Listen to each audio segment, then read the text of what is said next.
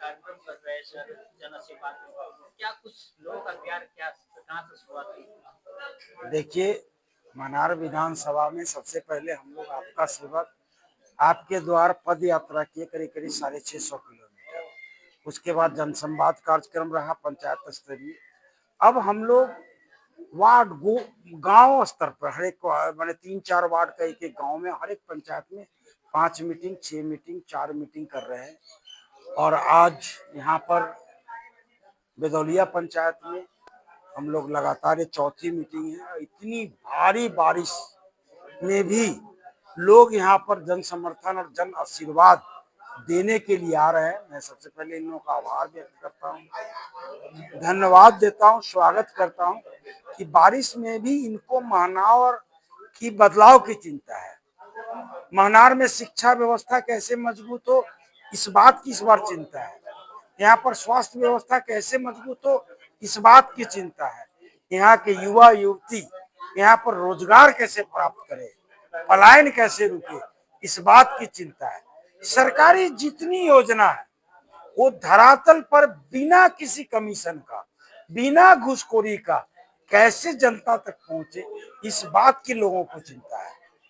और इन लोगों को विश्वास है, लोग से पूछ सकते हैं। लोगों के अंदर एक जन भावना है, लोगों के अंदर एक विश्वास है कि इंजीनियर रविंद्र सिंह को अगर मौका मिलेगा तो जो बोल रहे हैं इसको करके दिखाएंगे। और मैं ये विश्वास दिलाता हूँ। क्या लग रहा है, एक तरफ लोग बोलते हैं कि विधायक जी दिखते नहीं है, वहीं आप लगातार जनता के बीच में पदयात्रा जैसे संवाद कार्यक्रम करते रहते हैं। एक नई परिपाटी की शुरुआत किया है। मेरा जो उद्देश्य है कि मनार विधानसभा को एक नई ऊंचाई पर ले जाना। एक ऐसा विचार और मंथन इस विधानसभा में हो, एक नई व्यवस्था आए।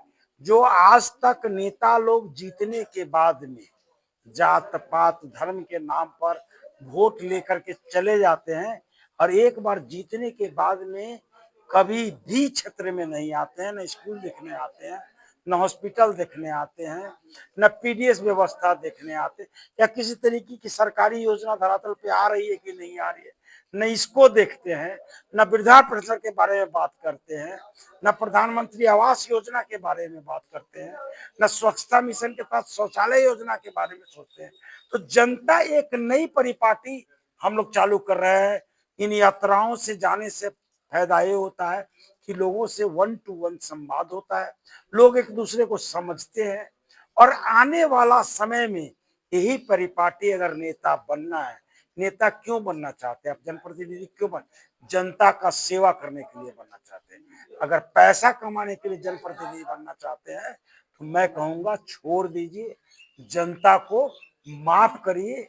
आप धंधा के लिए जाइए, व्यापार करिए, पैसा कमाइए, ठेकेदारी करिए, पैसा कमाइए, जनता को बेवकूफ बनाने का काम ना करें। और जनता इस बार जागरूक है, मनार की जनता इस बार जागरूक है, बदलाव की राजनीति पर विश्वास करती है। किसी तरीके का ढकोसला पर कोई विश्वास नहीं, क्योंकि ठग चुकी है जनता और जनता ठगी हुई महसूस कर रही है। और इस बार इसीलिए एक बदलाव की राजनीति मनार में हो रही है। चलिए, बदलाव की बात करें, मौसम भी बदला है, लोग आपके साथ दे रहे हैं बदले मौसम में, इसको लेके क्या कहेंगे? देखिए, आप देख रहे हैं, आप तो पहला मीटिंग में भी आए थे, मीटिंग के अंत में बारिश हो गई, लेकिन बारिश में भी लोग उठ के नहीं गए। आपने देखा है, ये जनता का विश्वास है, ये जनता का विश्वास है। और इसी विश्वास के तहत लगातार बारिश में हम लोग ये चौथी मीटिंग कर रहे हैं, लेकिन बारिश के बावजूद भी लोग आ रहे हैं। और कैसे विधानसभा जीतना है, कैसे घर घर तक वोटर में पहुंचना है, अपनी बात को पहुंचाना है, कैसे लोगों को जोड़ना है, इस पर हम लोग विचार विमर्श कर रहे हैं और लोग सहमत हैं। और आने वाला समय में दिखाई देगा, मनार एक बदलाव की राजनीति और बदलाव का संदेश देगा पूरे बिहार में।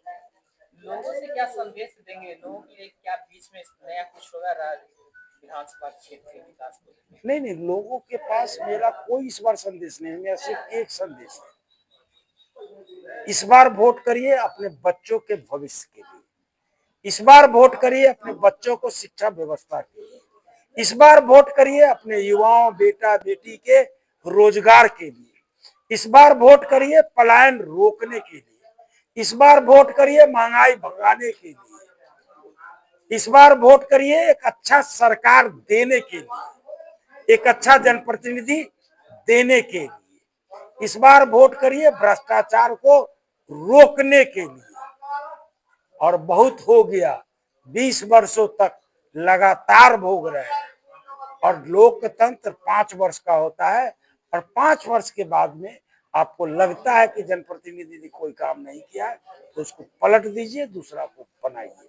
इसलिए इस बार जनता और महनार की जनता खास करके शिक्षा, स्वास्थ्य, रोजगार, भ्रष्टाचार मुक्त महनार बनाने के लिए, भ्रष्टाचार मुक्त, शिक्षा व्यवस्था मजबूत, स्वास्थ्य व्यवस्था मजबूत, रोजगार कैसे मिले, पलायन कैसे रुके, इस व्यवस्था के लिए इस बार महनार की जनता वोट करेगी। ये अपील भी मैं करता हूँ जनता से।